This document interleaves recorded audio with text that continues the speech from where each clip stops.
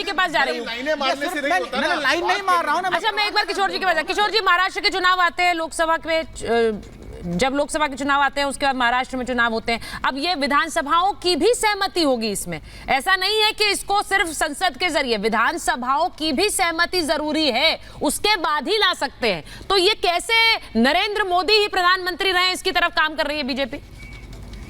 किशोर जी। नहीं, देखो, मोदी जी के बारे में बताऊं तो वो जब 2014 में आए थे तब भी उन्होंने यही कहा था कि साल भर चुनाव होते हैं, 5 साल चुनाव होते रहते हैं, चुनावों पे खर्चा बहुत होता है और प्रशासनिक व्यवस्था भी पूरी की पूरी चुनावों में लगी रहती है। तो one time one nation one time election, ये जो बात है, ये सब पार्टियों ने इस पर सहमति बनाकर ही आएंगी। लेकिन मैं अभी बता रहा हूँ, जैसे सिद्धार्थ ने बताया, बहुत से राज्यों में अगर राष्ट्रीय चुनाव के साथ भी चुनाव लेते हैं तो राज्यों के चुनाव जनता अपने मर्जी से चुनती है।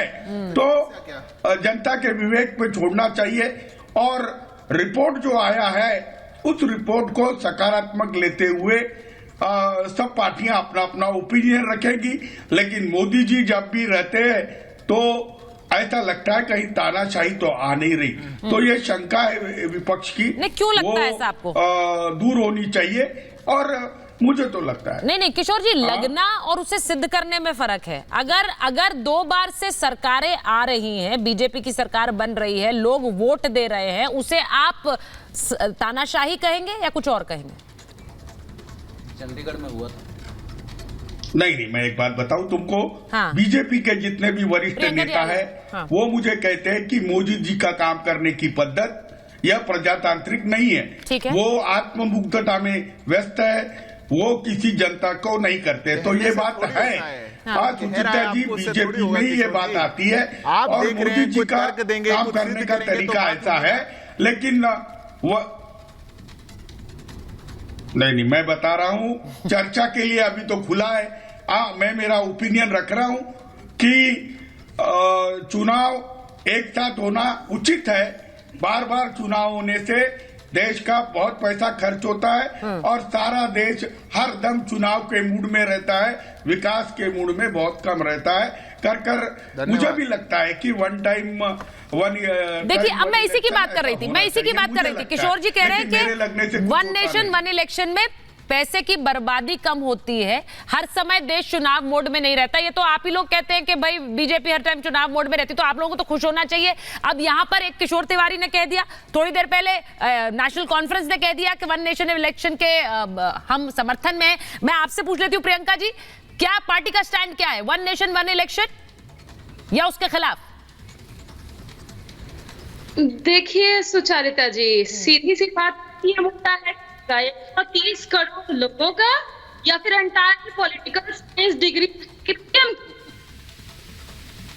आपकी करती है, उस तरह से ये मुद्दा देश में एग्जिस्ट नहीं करता। और रही आगे की बात, तो आप कमेटी को थोड़ा, कमेटी में लोग हैं जो आधी आबादी है, महिलाओं जिस तरह से पीएम कुख्यात को छोड़ देने के लिए, वैसे कमेटी में एक महिला नहीं है, कमेटी में 6 लोग में देश की आबादी में 65% युवाओं की हिस्सेदारी। कमेटी में कौन युवा करती है? 80 से 90 साल वाले लोग हैं भाई, तो आखिरी अवस्था में है, वो देश के आने वाले 40 साल के भविष्य को तय करेंगे।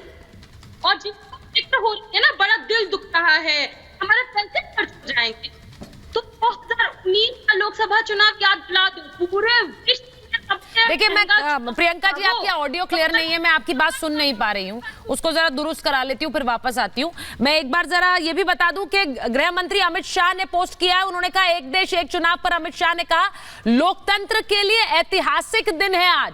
अब क्या गृह मंत्री के इस बयान से आने वाली दिशा साफ नजर आ रही है?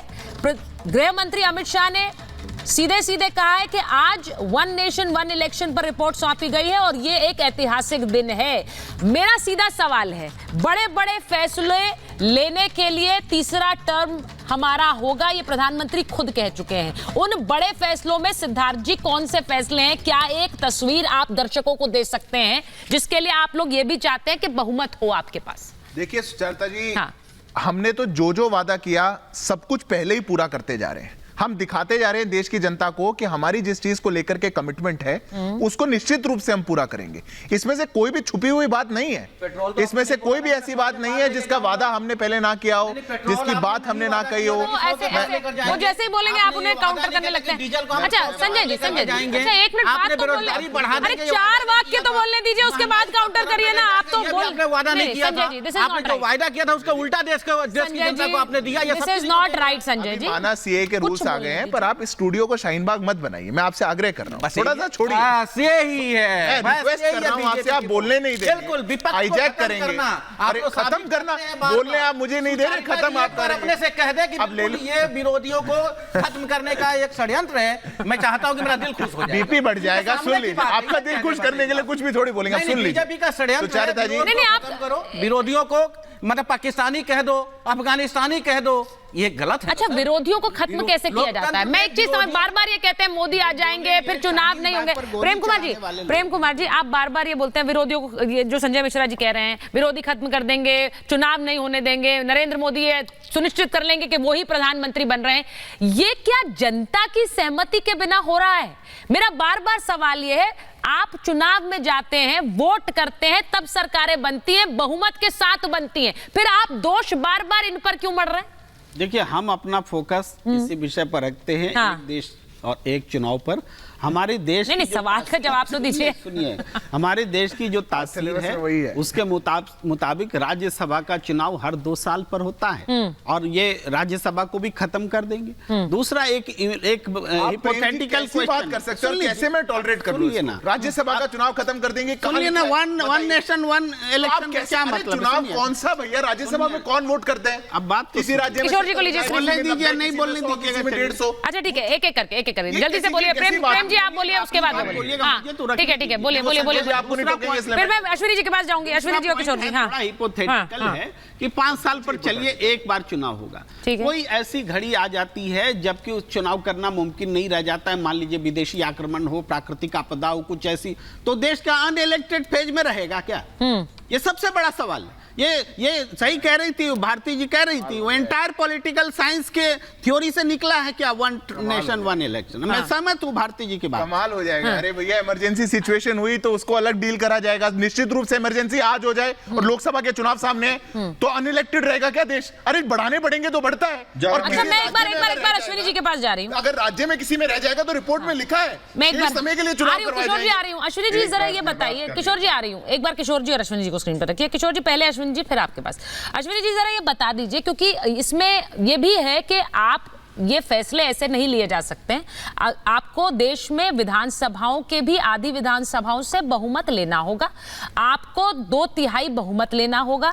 जैसा आपने कहा जॉइंट सेशन बुलाकर किया जा सकता है, लेकिन बहुमत कहां से आ रहा है? बहुमत सीधे सीधे वोट के जरिए आ रहा है।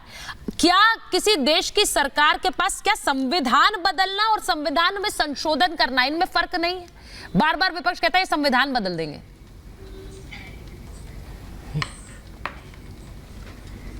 देखिए, संविधान में जो संशोधन किया जाता है उसको संविधान बदलना ही कहते हैं। हाँ, संविधान खत्म करना अलग बात है। तो विपक्ष अगर आरोप लगा रहा है तो ढंग से शब्द यूज करे, या तो कहे भैया संविधान खत्म हो जाएगा। वो तो नहीं कह रहा संविधान बदलेंगे। 125 बार संविधान बदला जा चुका है। अगर 125 बार बदल सकता है तो 126 बार क्यों नहीं बदल सकता? 127वां बार क्यों नहीं बदल सकता? जहां तक बात आई कि 404 क्यों?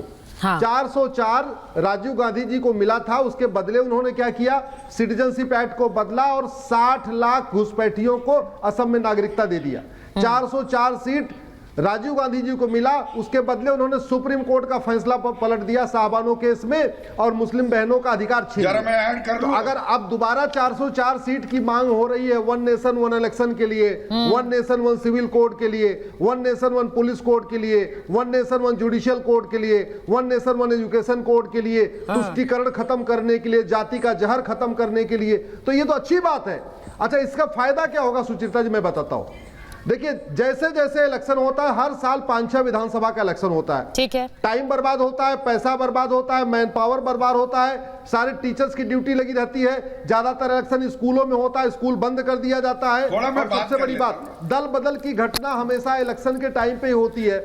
इसके अलावा जाति का जहर इलेक्शन टाइम पे ज्यादा घोला जाता है, काले धन का उपयोग इलेक्शन टाइम पे ज्यादा होता है, भाषावाद का जहर इलेक्शन टाइम पे ज्यादा घोला जाता है, क्षेत्रवाद का जहर इलेक्शन टाइम पे ज्यादा घोला जाता है। तो मेरा यह मानना है वन नेशन वन इलेक्शन से जातिवाद भी कम होगा, भाषावाद भी कम होगा, ठीक है किशोर जी, कट्टरवाद भी कम होगा, तू मैं भी कम हो जाएगा, तू मैं भी कम हो जाएगी।